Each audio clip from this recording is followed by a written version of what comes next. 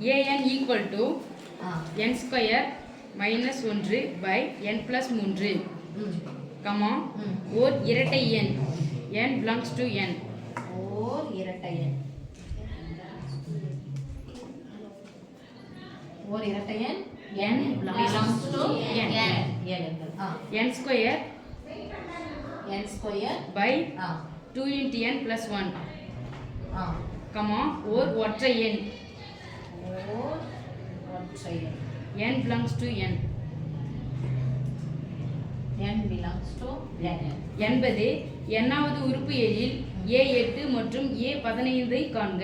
a8 மற்றும் a15 ஐ காண்க. இப்ப ரெண்டரை மார்க் எப்படி தர போறாங்கன்னு தெரியல. ஓகே, இதுக்கு முன்னாடி தமிழ் செஞ்சு சாமி ஏங்க ஓவர் போட்டாங்க?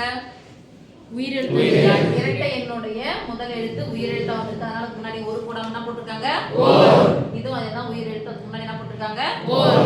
என்னன்றது என்னது?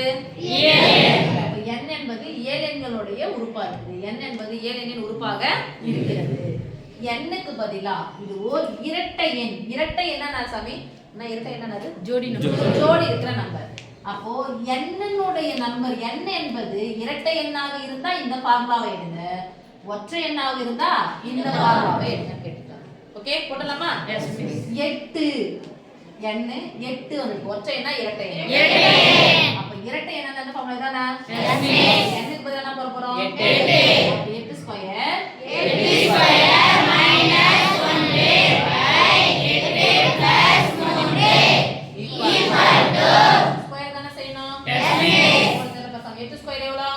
64. 64 இருந்து 1 போனா எவ்வளவு? 63.